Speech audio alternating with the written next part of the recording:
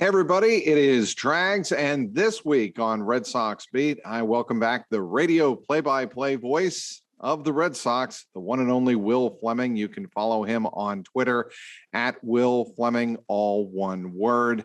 Will, it was a great, I would say unexpectedly terrific season for the 2021 Red Sox. Of course, they fall short in the American League Championship Series, 4-2, a roller coaster ride, to say the very least, after games 2 and 3 went in the Red Sox way in unprecedented fashion.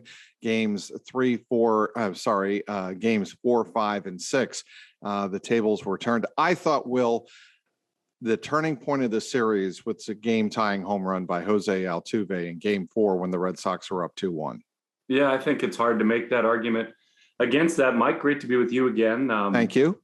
Roller coaster is the perfect word for this season in so many ways. I mean, we're just all sort of taking a deep breath and looking back at it. And I think it extends beyond just the last 4 or 5 days when the Red Sox did have a real opportunity to get to the World Series. And it's crazy that we're not at Fenway Park tonight welcoming the Atlanta Braves. That would have been pretty wild culmination to just an insane 2021 season. But, I think that the Astros on paper are certainly a better team than the Red Sox are.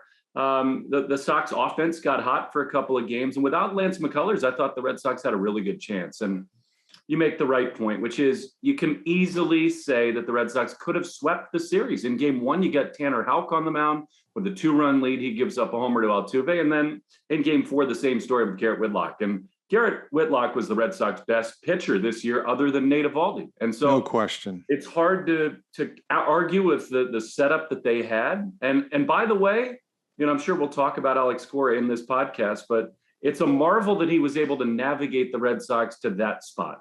To have them in a situation in those games with their best guys on the mound with a lead, and sometimes it just doesn't work out. And Altuve and Correa are two of the great all-time playoff performers, and they got the Red Sox in those couple of moments. So, it stings to not keep going, but what a year it was for the Red Sox. And by almost any measure, they exceeded expectations and took us all on a wonderful ride.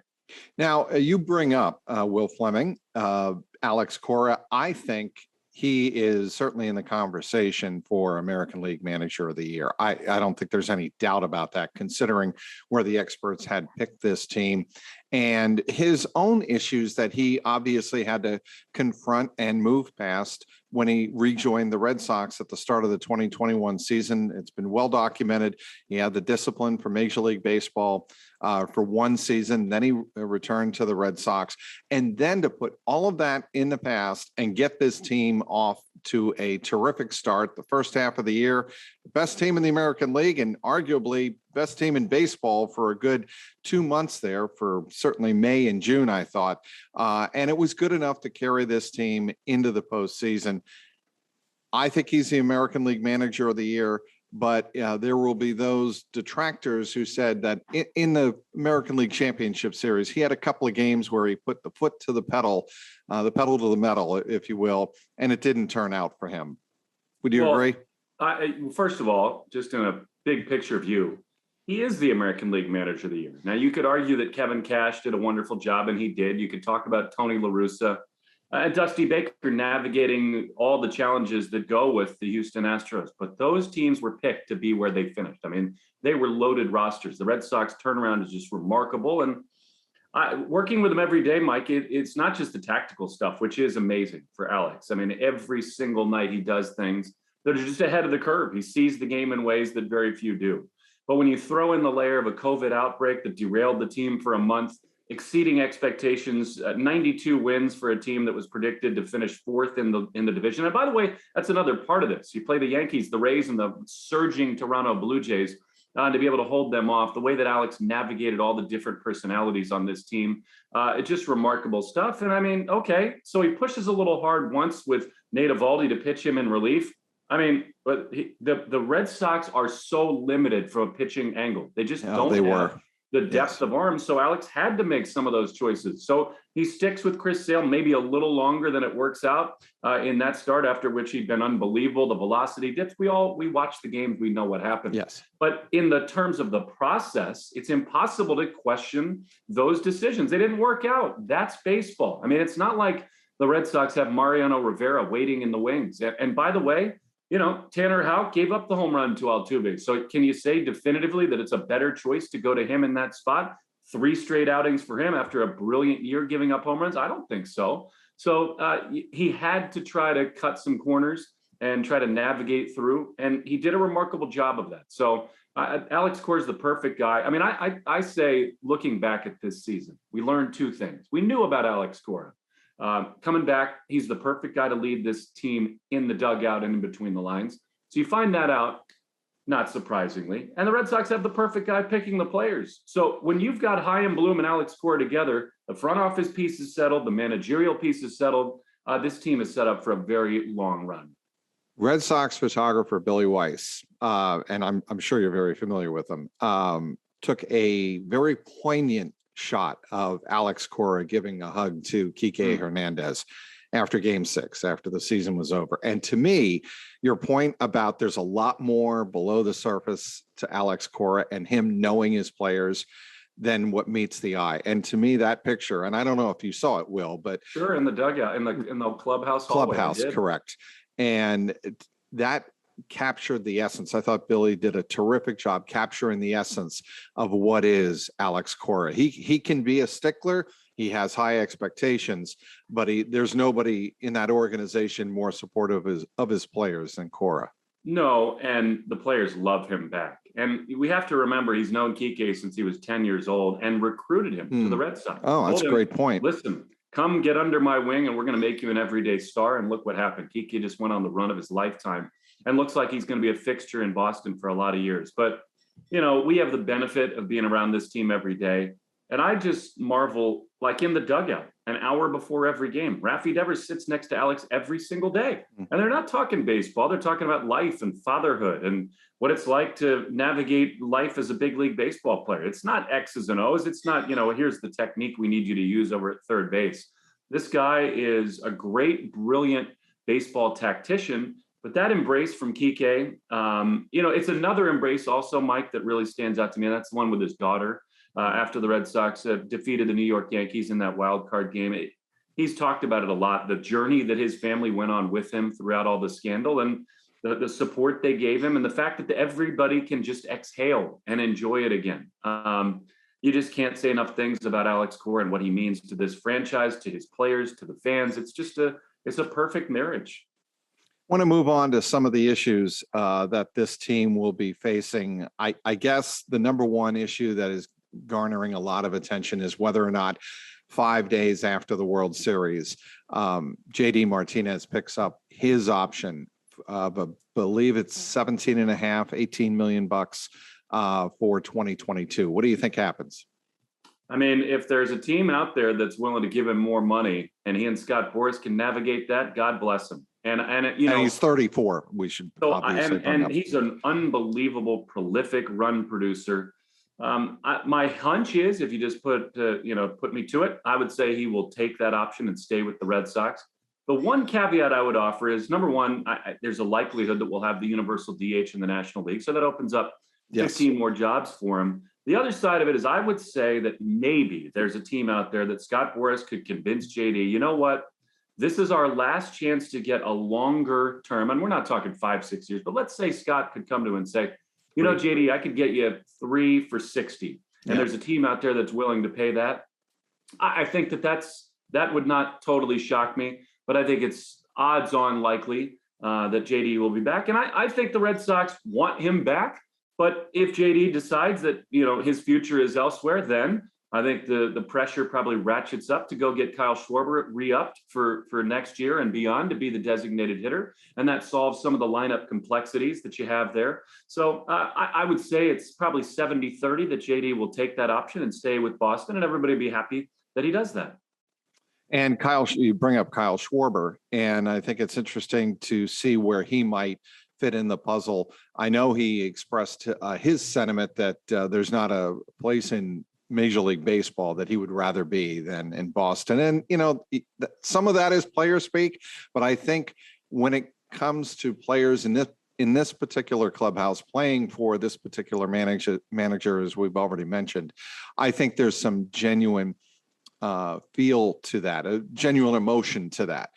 The other half of that is what the management said, and Sam Kennedy, Chaim Bloom, Alex Cora, and the front office met with the media on Monday in their wrap up.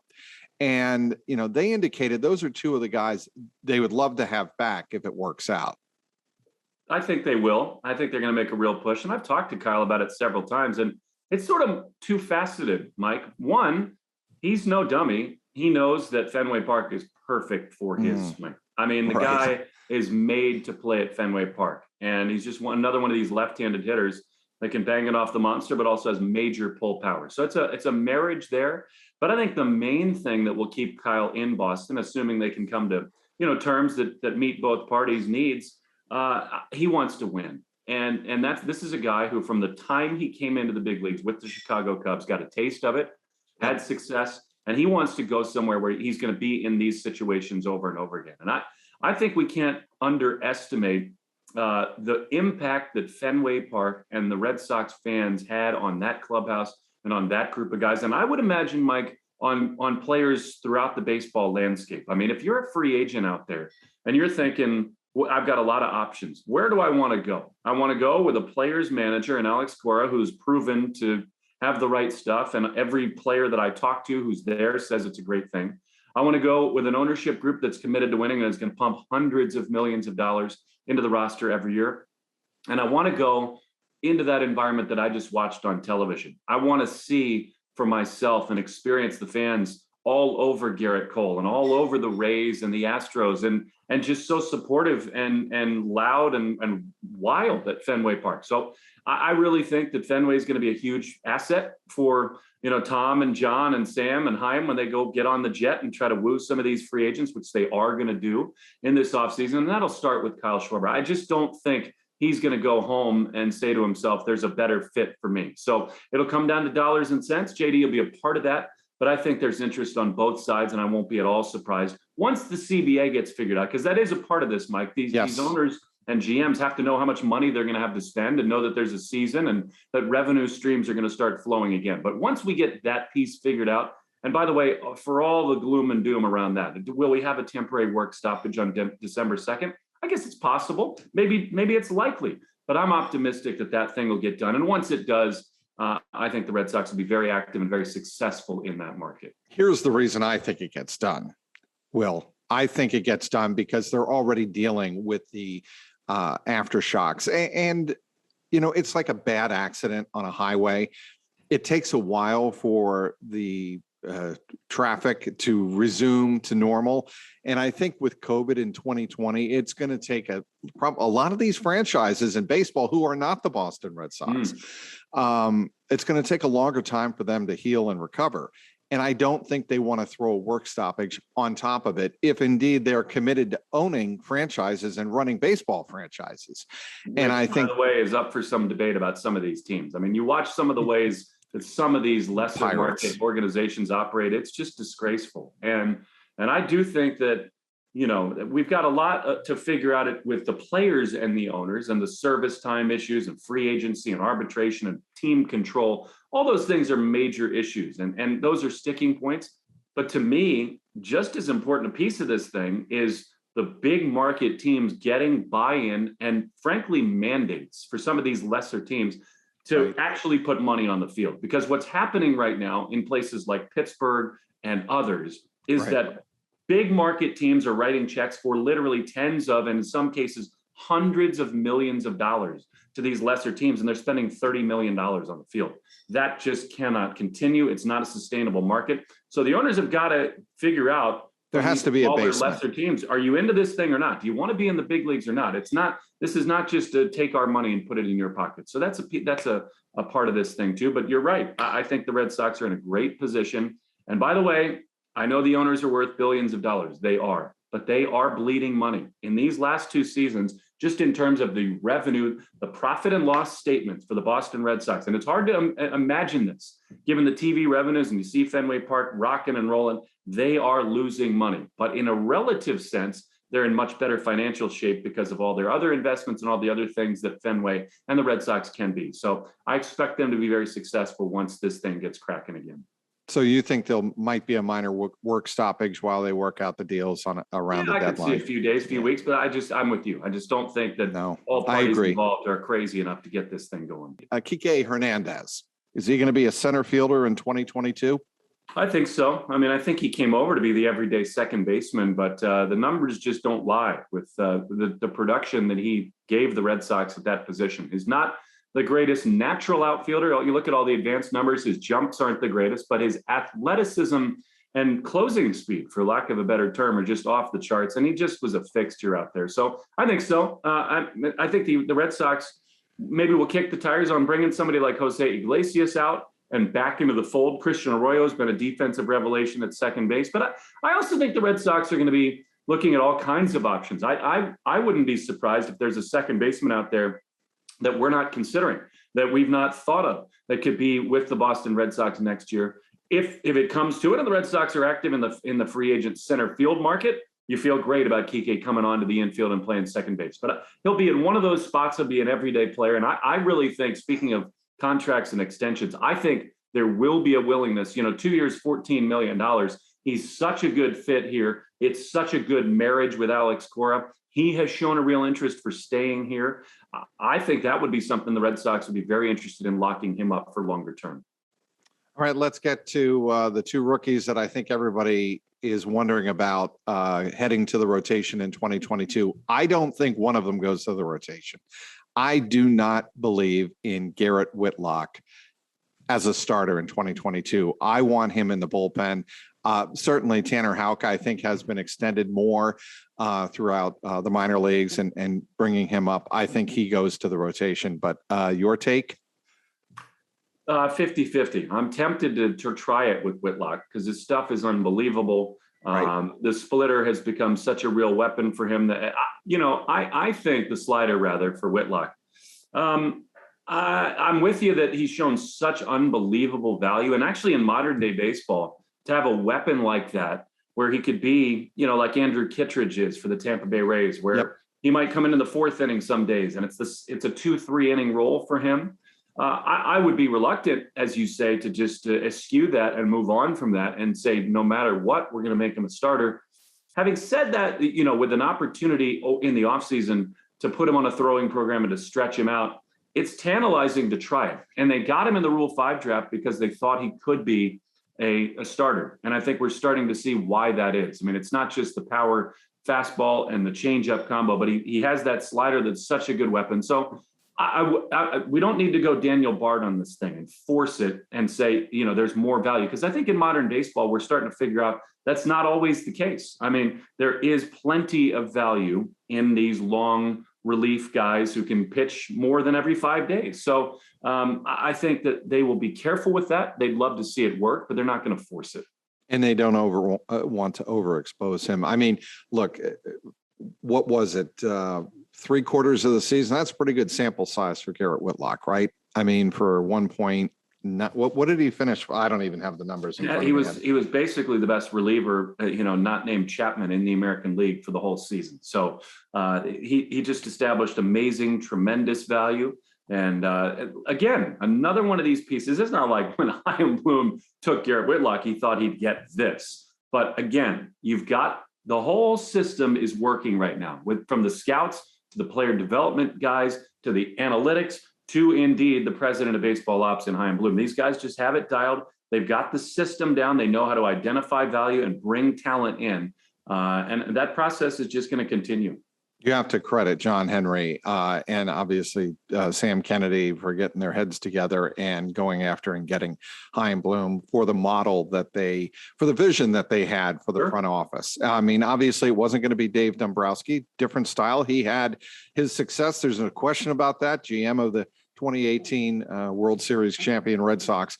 But they wanted to go in a different direction. I think a more what is the word I'm looking for?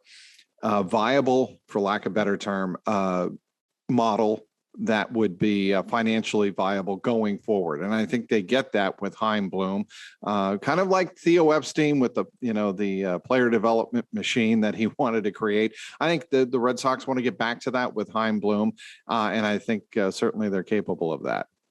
I do too. And I think, look, here's the thing about it. People who say it's just going to be Tampa Bay North are insane because first of all, if you can get the system working like Tampa Bay has, and all of a sudden, here comes Wander Franco and all these young players and pitchers who just you've never heard of who are great. Sign me up for that. But guess what the Red Sox are going to do that the Rays will never do? They're going to also spend enormous amounts of cash. So in modern baseball, you look at the Astros, you look at the Dodgers. These teams have waves of young prospects that not only can come up and help you at the big league level, but right. That's the reason the Dodgers were able to trade for Max Scherzer and Trey Turner. And all these teams are able to manipulate and make moves because they've got depth in the minor league system. It's the only sustainable way to win. The Red Sox will keep their superstars around like Devers and Bogarts. They will build from within. They might have another wave of superstars with guys named Tristan Casas and some others, and Nick York and Marcelo Meyer. These guys are coming, and then you still have the checkbook and the financial ability and heft to go out and make the big move. So to have both puts you in an unbelievable position of strength. You brought up Daniel Bard, and you know where I'm going to go with this? Let's hear it. Matt Barnes. And obviously he did not have this second half that the Red Sox wanted. Alex Cora made reference to this, of course, that they still believe he is a big part of their plans, but it was precipitous. I mean, obviously he missed the 2 weeks or two and a half weeks with COVID, but the fall off was precipitous. I believe the stat was he didn't have a save after August 5th. And there was no production and he couldn't find the plate. And it was painful at times to watch him on the mound trying to find command. Two-parter for you, Will. What do you think the problem was? And do they have deep belief that he'll bounce back in 2022? I love a good two-parter, Mike. I can't look into their souls, but I will tell you that they have to be concerned. And they are a little bit with Matt. He's been so overworked. I think maybe 4 or 5 times he's had more than 65 appearances and seasons, and it sure looked like he really hit a wall this season. And maybe that's because of the shortened COVID year last season and now another big workload. The one thing that you kind of hold your breath and hope on is that the change in the rules in big league baseball is not the reason that Matt Barnes kind of fell off a cliff. Because if you look at the before and after, when big league baseball really started to crack down, it's a troubling sort of split. I don't think anybody's writing Matt Barnes off at all. He's had such a pedigree. He was just an unbelievable all-star caliber reliever. I think big league baseball is going to try some new prototypes of baseballs coming up here that are already like pre-tacky. And we'll see how that goes into spring training next year. And maybe that helps Barnes with fastball command and have that wicked curveball combo. It's definitely a topic of concern in this offseason. And by the way, unbelievable that the Red Sox got as far as they did without him, because for 4 months it was correct. Okay, you got Barnes at the back end. What's the answer to get to him? And so to find yourself in Game 6 of an American League Championship Series without your closer, without any closer, I think if Barnes is himself, the Red Sox are probably playing tonight in the World Series. So they're going to look to get him right. They're hopeful, but certainly, the numbers speak for themselves, and the Red Sox will be very concerned going into this offseason to get him right. It's fascinating you bring that up, because I think if Matt Barnes was himself, the Matt Barnes of the first at least 3.5 months of this 2021 season, I think game number 4 at Fenway unfolds a lot differently in innings 8 and 9, the game tying home run and then the 7-run 9th inning. That whole dynamic, I think, is much different if you have Matt Barnes or even near the top of his game in that role. Well, I think so too. And I think, look, here's the thing that Alex Cora and Dave Bush had to do. They had to push guys and put themselves in uncomfortable situations. Like Hansel Robles did a great job this year, and he was the most reliable guy in September, and they wouldn't have gotten into the playoffs without him. But he's Hansel Robles, and we all know the track record there. You're just pushing really hard all the time, putting him in these extreme leverage spots. Right. And to your point, in that game 4, Whitlock was not good. I mean, he was unbelievable all year long, but you could see it in the 7th inning. It's jarring with him because he is so tremendous that when he's mortal and actually gets hit hard, it's stunning. But in that 7th inning, he got hammered. You remember Castro hits the ball down the line, and were not for Schwarber holding the runner at first, if he's not there, I think it's a game-tying double anyway. And so there's loud contact in that inning, and they have to bring him back out for the 8th because they don't have better options. But if you have Barnes and if you have really a super reliable, Brazier and some other guys, then I think with the big hitter, like that is exactly the lane you have Matt Barnes on the roster for. You say, okay, here comes Altuve, and he's going to see Brantley and Bregman and maybe even Alvarez in that inning. Here comes the closer in that spot. So yeah, not having him totally altered everything they tried to do in this postseason run. Okay, we need to end on an upbeat note. Okay, is that a deal? Well, yeah, it was a great season. Why you're dragging us all down? No, I'm not trying. That's why I'm saying we need to end on an upbeat note. First of all, great Twitter feed on the picture toward the end of the season, the goodbye to 2021. I love that photograph. With that in mind, Will Flemming, wanted to ask you your favorite memory of the 2021 season. It could be a game, it could be a conversation you had, an interview you had in a booth. What was it? Man, I know, putting you on the spot. No, I mean, there's so many. It's interesting. I think I'll give you 2. Sure. Overall, my favorite enduring memory of this season will be being able to have fans back in our stadium, and then in the playoffs being back out on the road with Joe.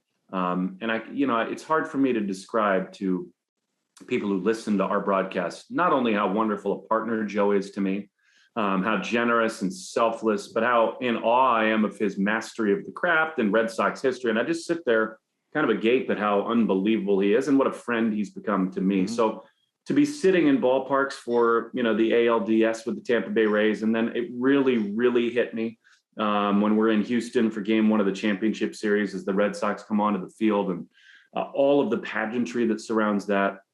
Those are moments that I'll never, ever forget. Being on the field after they beat the Tampa Bay Rays and advanced to the championship series, and talking to Tanner Houck, and, really having long extended conversations with the Red Sox players and their front office members. Because remember, really for 2 years running now, because of COVID, we've been disconnected from this team. It's been impossible to be around the players. So to be on the field there, and then even after the loss in Houston, to be back at the team hotel, to be surrounded by so many members of the front office, and some players were milling through the hotel lobby, but to talk to members of the executive team and just kind of look back on what this season was, and to hear the optimism and the planning that's already underway for the future. Yep. I just, not to make it about me, but for a guy who spent 10 years in the minor leagues, riding buses to Bakersfield and Lancaster and Lynchburg and Buffalo and Syracuse, to be able to be a part of this thing, to sit next to a man like Joe, to be a part of the Boston Red Sox, and to be taken on this wild ride, which was at times so maddening, with COVID and long losing streaks and the ups and downs that this season offered.